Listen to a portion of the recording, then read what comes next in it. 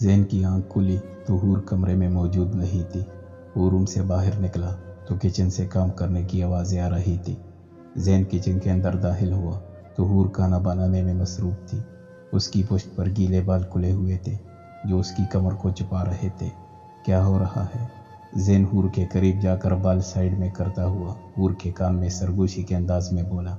जैन के होंठ हूर के कान से मस हुए तो वो मज़ीद खुद में सिमट गई। खाना बना रही थी रात के लिए।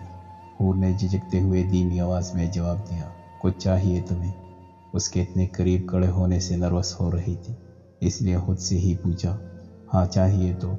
जैन ने हूर के कंधे पर अपनी तूड़ी टिकाते हुए कहा, चाय बना देती हूँ।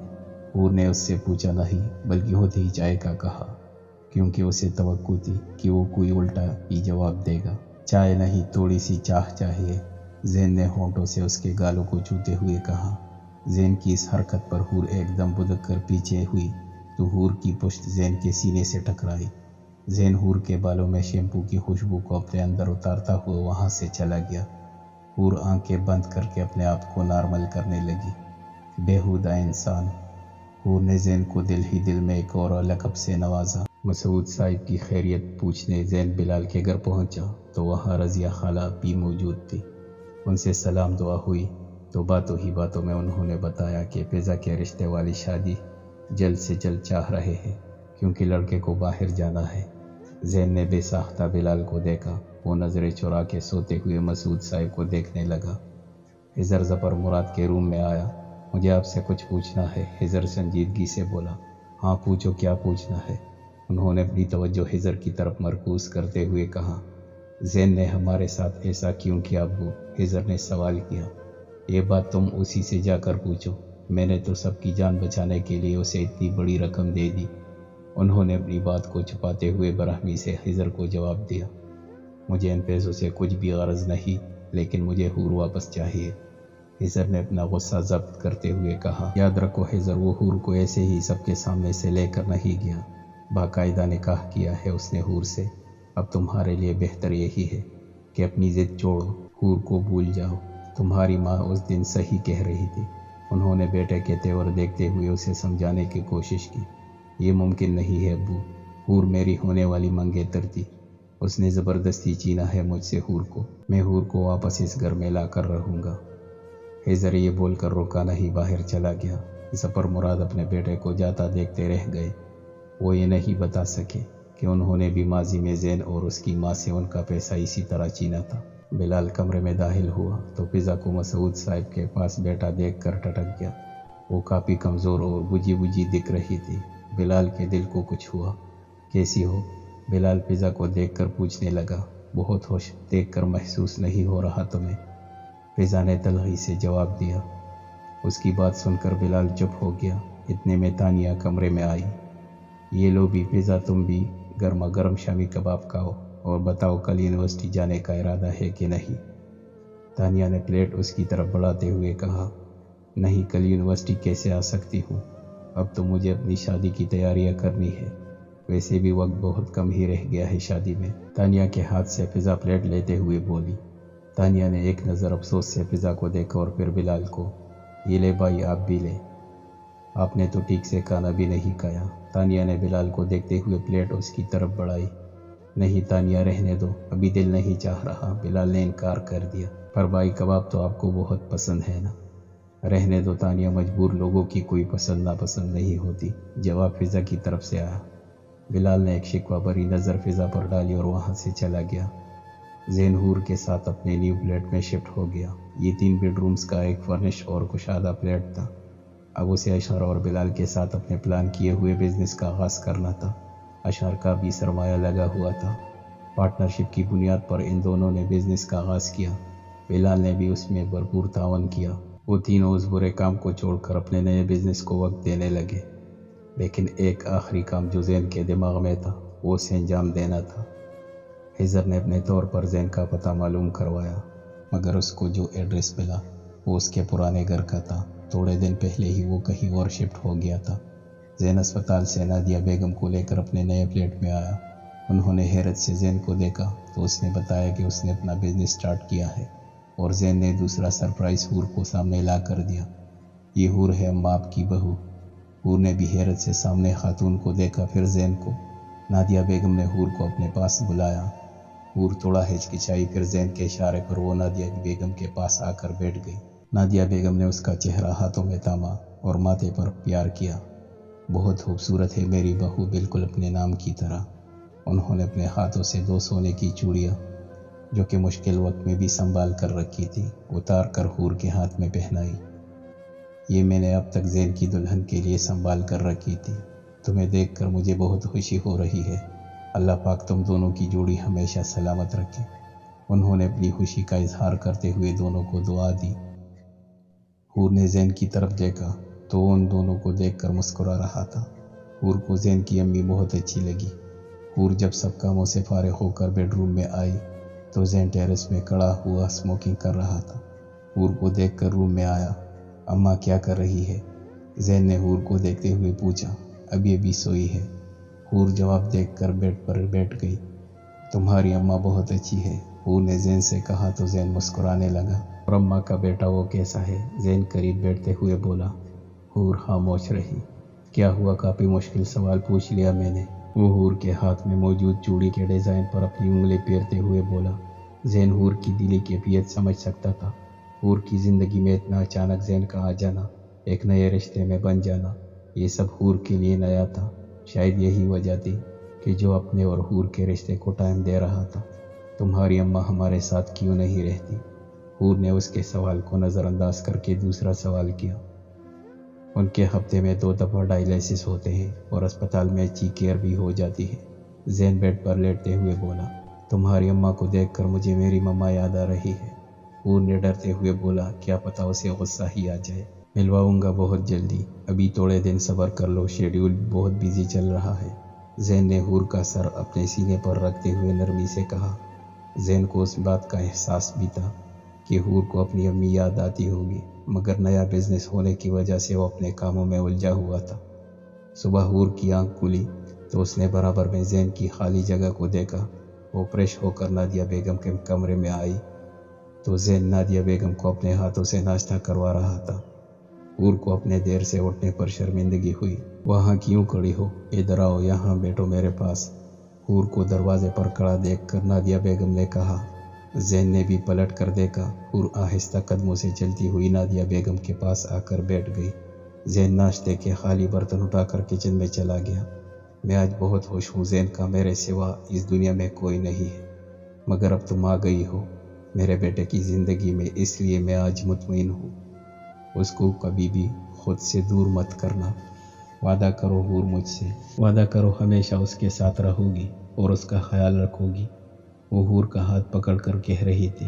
حور نے ان کے ہاتھ پر اپنا ہاتھ رکھ دیا اور اس بات میں سر ہلایا۔ وہ ان کا دل توڑنا نہیں چاہتی تھی، مگر ساری زندگی کرمنل کے ساتھ جس نے اس سے زبردستی نکاح کیا ہے۔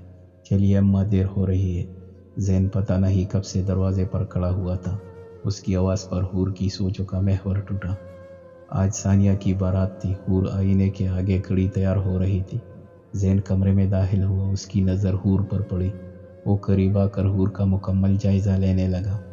زین کی نظروں کی تپش سے حور کے پھرتی سے بال بناتے ہوئے ہاتھوں کی رفتار میں کمی آ گئی۔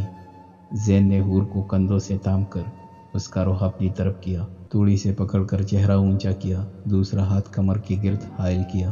کیا ضرورت تھی مزید خوبصورت لگنے کی؟ اب کس کافر کا کہیں جانے کا دل چاہے گا؟ وہ ہمارا آلود آواز میں کہتا ہوا حور کے اوپر جھکا۔ زین نہیں پلیز، حور اتنا ہی کہہ سکی۔ زین نے اپنی شہادت والی انگلی اس کے ہونٹوں پر رکھ دی۔ چند لمحوں کی خاموشی کو موبائل کی آواز نے ختم کیا۔ زین پیچھے ہٹا اور کال ریسیو کی۔ کیا ہوا یار، کب تک پہنچو گے؟ دوسری طرف بلال تھا۔ بس گھر سے نکلنے والے ہیں۔ زین بلال سے بات کرتا ہوا وارڈروب سے کپڑے نکالنے لگا۔ حور نے اپنی سانسوں کی روانی بحال کی اور آئینے کے سامنے کھڑی دوبارہ لپسٹک لگاتے ہوئے بڑبڑانے لگی۔ فضول انسان نہ ہو تو۔ اشار شادی حال میں انٹر ہوا۔ وہ بلال کو ہی دیکھ رہا تھا جو کافی دور کھڑا کسی کام میں مگن نظر آ رہا تھا۔ بلال کو دیکھتے ہوئے اس کی طرف بڑھنے لگا۔ اچانک کسی سے زوردار ٹکر ہوئی۔ اوہ میرے خدا، کیا آنکھیں نہیں ہیں آپ کے پاس؟ تانیہ جو کہ بڑے سے تال اٹھائے چلی آ رہی تھی کسی طرح اشار سے ٹکرائی اور ہاتھ سے تام ٹوٹ گیا۔ سارے گجرے نیچے بکھر گئے۔ گجرے اٹھاتے ہوئے جب سامنے نظر پڑی تو زبان کو بریک لگ گئی۔ او آپ، سوری میں نے آپ کو دیکھا نہیں، تانیہ نے گجرے اٹھاتے ہوئے بولا۔ سوری آپ کو نہیں، مجھے کہنا چاہیے، غلطی میری تھی، دراصل میرا دھیان بلال کی طرف تھا۔ اشار بھی نیچے جھک کر تانیہ کے ساتھ گجرے اٹھاتے ہوئے بولا۔ وہ پچھلے دنوں کی بنسبت آج میک اپ کیے ہوئے تھے، مگر اسکارف اپنی جگہ آج بھی اس کی شخصیت کا وقار بڑھا رہا تھا۔ گجرے جب تال میں ڈال دیے تو تانیہ شکریہ کہتے ہوئے وہاں سے چلی گئی، مگر اشار اب بھی اس کی شخصیت کے سحر میں کھویا ہوا تھا۔ جب کسی نے کندھے پر ہاتھ رکھتے ہوئے کہا، یہاں کڑے کڑے کیا سو گئے ہو تم؟ چونک کر اس نے زین کو دیکھا جو شاید ابھی آیا تھا، اور بھی اس کے ساتھ تھی۔ السلام علیکم بھابھی، کیسی ہے آپ؟ اشار زین سے ملنے کے بعد حور سے حال احوال پوچھنے لگا۔ جی الحمدللہ میں ٹھیک ہوں، حور نے آہستہ سے جواب دیا۔ ارے تم دونوں یہاں کھڑے کیا کر رہے ہو؟ بلال ان دونوں کو دور سے دیکھتے ہوئے قریب آیا۔ آپ کیسی ہیں بھابھی؟ آئیے آپ کو تانیہ اور رانیہ آپی سے ملواتا ہوں۔ زین اور اشار وہی کھڑے تھے۔ بلال حور کو لے کر تانیہ کے پاس آیا اور حور کا تعارف کروایا۔ ارے آپ زین بھائی کی وائف ہے، اتنی کیوٹ سی۔ تانیہ حور سے بہت ہوشدلی سے ملی اور فضا رانیہ آپی سے بھی ملی۔ سارا وقت تانیہ نے حور کو اپنے ساتھ ساتھ رکھا۔ حور کو بھی تانیہ بہت پیاری لگی۔ ایسے بھی کوئی اپنی بیوی کو گور گور کر دیکھتا ہے بھلا؟ زین کی نظریں جو حور پر تھی، بلال نے زین کو دیکھ کر ٹوکا۔ چلو میری نظریں تو اپنی بیوی پر ہی ہے، تم یہ بتاؤ تم کس خوشی میں یہاں وہاں دیکھ رہے ہو؟ زین نے فضا کی طرف اشارہ کرتے ہوئے بلال پر چوٹ کی۔ مجھے کیا ضرورت ہے بھلا یہاں وہاں دیکھنے کی؟ بلال اپنی چوری پکڑے جانے پر بڑبڑایا۔ میری ایک نظر اپنی بیوی پر ہے تو دوسری نظر اپنے دوستوں پر، اس لیے مجھ سے زیادہ بکواس کرنے کی ضرورت نہیں۔ زین نے مزید بلال پر چوٹ کی تو بلال نے چپ رہنے میں ہی اپنی عافیت جانی، جبکہ دوسری طرف اشار نے بھی اپنی نگاہیں تانیہ سے ہٹا کر اپنے موبائل فون میں مرکوز کر کے احتیاط برتی۔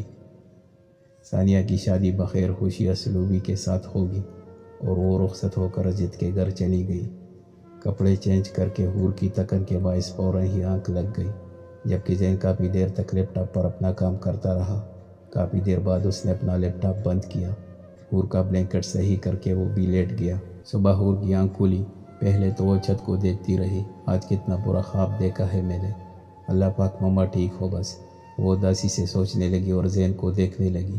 کہا بھی تھا میری مما سے میری بات کروا دو، مگر اپنے ہی کاموں میں بزی رہنا ہے، میری تو کوئی فکر ہی نہیں ہے۔ حور نے شکوہ بری نظر سوتے ہوئے زین پر ڈالی اور دل ہی دل میں اس سے مخاطب ہوئی۔ سائڈ ٹیبل پر رکھے موبائل پر حور کی نظر گئی تو ذہن میں ایک خیال سا آیا، کیوں نہ مما کو کال کر لی جائے، مما سے بات ہو جائے تو دل کو تسلی ہو جائے گی۔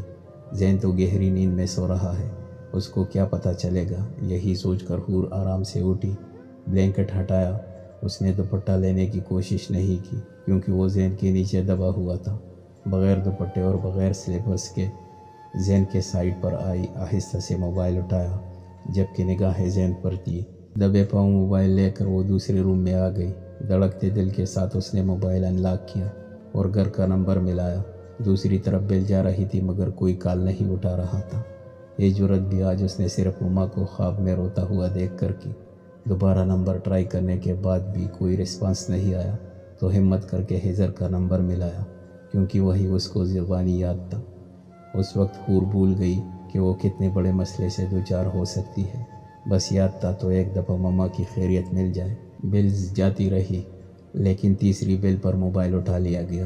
ہیلو کون؟ حضر کی آواز موبائل سے ابھری۔ اتنے دنوں بعد کسی اپنے کی آواز سن کے دل بری طرح دھڑکا۔ کون بول رہا ہے؟ آواز نہ آنے پر حضر دوبارہ بولا، میں بول رہی ہوں حور۔ حضر ابھی بات مکمل بھی نہیں ہوئی تھی کہ ایک زوردار دھماکے کی آواز کے ساتھ کوئی چیز دیوار پر ٹکرائی۔ حور کا دل بری طرح دھڑکا۔ سامنے نظر پڑتے ہی حور کی روح پناہ ہونے لگی۔ زین لب بیچے ہوئے غصے کی حالت میں اس کی طرف آ رہا تھا۔ ابھی جو اس نے غصے میں آ کر دیوار پر مارا تھا، کرچی کرچی ہو کر زمین پر پڑا ہوا تھا۔ زین کے قریب آنے سے اس کے چہرے کے تاثرات دیکھتے ہوئے پیچھے ہٹی۔ ساری کرچیاں ننگے پاؤں ہونے کے باعث اس کے پاؤں میں چبھی۔ حور کو اس تکلیف سے زیادہ اپنے سامنے کھڑے زین کے تاثرات سے خوف آ رہا تھا۔ قریب آ کر زین نے حور کے ہاتھوں سے موبائل لے کر اپنے کان پر لگایا، جس میں سے ہجر کی آواز آ رہی تھی۔ تم ٹھیک ہو نا حور؟ یہ کس چیز کی آواز تھی؟ پلیز بات کرو مجھ سے، اپنا ایڈریس بتاؤ مجھے، کہاں ہو تم؟ زین نے موبائل غصے کی حالت میں پوری قوت سے دیوار پر دے مارا۔ حور کی تو جان ہی نکل گئی۔ زین نے حور کے قریب آ کر اس کے بال مٹھی میں لیے۔ کیوں کال کی تم نے ہجر کو؟ لال آنکھ کے لیے سر تصورات سے وہ حور سے سوال کر رہا تھا۔ حور کو آج اتنے دنوں بعد زین کو دوبارہ اس روپ میں دیکھ کر خوف آنے لگا اور اسے اپنی غلطی کا شدت سے احساس ہوا۔ جواب دو۔ حور کے کچھ نہ بولنے پر اس نے دوسرے ہاتھ سے حور کا منہ پکڑا اور زور سے داڑا۔ مجھے ماما سے بات کرنی تھی۔ اس طرح منہ پکڑنے سے زین کی انگلیاں حور کے گالوں میں گڑ رہی تھی۔ دوسرے ہاتھ میں حور کے بال جکڑے ہوئے تھے۔ ان کی گرپ سے بھی حور زین کے غصے کی شدت کا اندازہ لگا سکتی تھی۔ ایسے میں جو نیچے اس کے پاؤں میں کانچ کے ٹکڑے چبھ رہے تھے، اس کی تکلیف کا احساس زین کے غصے میں کہیں دب گیا۔ ماما سے بات کرنی تھی تو ہجر کا نمبر کیوں ملایا؟ زین کی گرپ میں مزید سختی آئی۔ زین پلیز چھوڑو، مجھے درد ہو رہا ہے۔ حور کی آنکھوں میں اب آنسو آ گئے۔ مجھے کیسے تکلیف دینے کا سوچا تم نے؟ جواب دو۔ کیوں ملایا ہجر کا نمبر؟ دونوں ہاتھ نیچے کرتا ہوا اب اسے ایک بازو سے کھینچ کر بیڈ روم میں لے کر جا رہا تھا۔ گھر کا نمبر نہیں مل رہا تھا، اس لیے ہجر بھائی کا نمبر ملایا تھا تاکہ میری ماما سے بات ہو جائے۔ حور زین کے ساتھ کھینچتی ہوئی وضاحت دیتی جا رہی تھی۔ میرے منع کرنے کے باوجود تم نے کال کی، دل تو چاہ رہا ہے تمہیں۔ بیڈ روم کے دروازے تک لا کر اس نے حور کو زور سے بیڈ پر دھکا دیا۔ بات ادھوری چھوڑ کر اس کو دیکھے بغیر بیڈ روم سے باہر نکل گیا۔ ٹوٹا ہوا موبائل اٹھایا، کیز لے کر وہ گھر لاک کر کے باہر چلا گیا۔